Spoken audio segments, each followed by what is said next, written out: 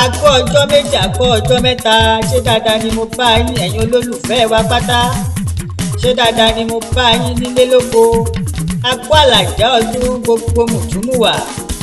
A kú ọdún, a kú ìyèdún, a kú àsìkò ọdún nílé lóko. A kú ọdún o, a kú ọdún tuntun, oṣù tuntun tá a mú yìí o. Lágbára Olúwa Elédùmarè, ọdún ayabo fún gbogbo wa. Ọdún owó, ọdún ọlá, ọdún ire, ọdún ayọ̀, ọdún ìdùnnú, ọdún ìfọ̀kànbalẹ̀, lọ́dún àìjẹ́ fún gbogbo wa. Àmín lọ́lá wáìdì lókè. Ẹni ọdún babaláyé òní ọpẹ́ ló yẹ kó fi sẹ́nu. Ká gbàlù ká jó, ká gbọ́ràn pẹ́ fẹ́lẹ́dùn àlùtọ̀nà.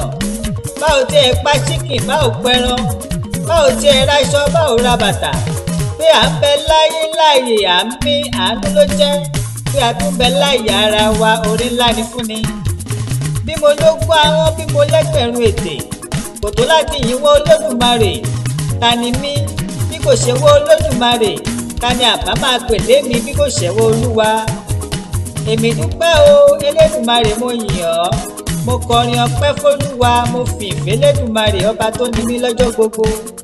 Igi ti dánigbó, bẹ́ẹ̀ nàjà sì ti jì, àìmọye òjò tó ti rọ̀ tílẹ̀ sì ti fi mu. Agbára wa kọ́, bẹ́ẹ̀ ni oògùn kọ́, oore ọ̀fẹ́ Elédùmarè ni kó wá ń jẹ. Ọdún yìí á yabo fún gbogbo wa. Á sàn wá sówó, á sàn wá sọ́mọ, á sàn wá sáìkú tí ń ṣe baálẹ̀ ọrọ̀ láyé. Ire owó, ire ọlá, ire ọmọ, ire àìkú tí ń ṣe baálẹ̀ ọrọ̀ tí ń bẹ nínú ọdún yìí á jẹ́ ti gbogbo wa lágbára Elédùà lókè. Aboyún ilé wọn á bí wẹ́rẹ́, àgàn ilé wa wọ́n tó àlàbòsùn, wọ́n tó àlàbòsùn fi pọmọ lára.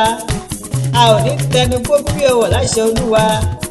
Gbogbo ẹbí Aláàfin èdè àtẹ̀yin olólùfẹ́ mi nílé lóko, mo dúpẹ́ o, mo dúpẹ́, ẹ ṣeun gan. Ọlá Elédùmarè, ọlá yín ni mo kúkú ń jẹ. Ẹ ṣé mo dúpẹ́, ẹ kú àtìlẹ́yìn mi lọ́jọ́ gbogbo. Ẹ wò ó, bẹ́ẹ̀ bá fẹ́ sọmọ lórúkọ, bẹ́ẹ̀ fẹ́ ṣèṣílé, bẹ́ẹ̀ fẹ́ ṣègbéyàwó, bẹ́ẹ̀ bá fẹ́ ṣètò pàgbà tó lọ́jọ́ lórí, àgàgà bẹ́ẹ̀ bá fẹ́ ṣàkànṣe wì fọ́mọ lọ́jọ́ ìbí, bẹ́ẹ̀ bá ń wá akéwì tó gbọ́n tó jinlẹ̀ nínú yẹ ké sí mi. Ẹ ké sí mi, ẹ pè mí sórí nọ́mbà mi kò béwu dé o. Ẹ tún lè tàtẹ̀jíṣẹ́, bẹ́ẹ̀ bá fẹ́ ẹ tún lè bá mi sọ̀rọ̀ lórí ẹ̀rọ ayélujára káwá gbé yín lárugẹ. Ẹ láìkì péjì mi lórí Facebook, ẹ lọ sórí Instagram pẹ̀lú TikTok, ẹ tẹ̀lé mi.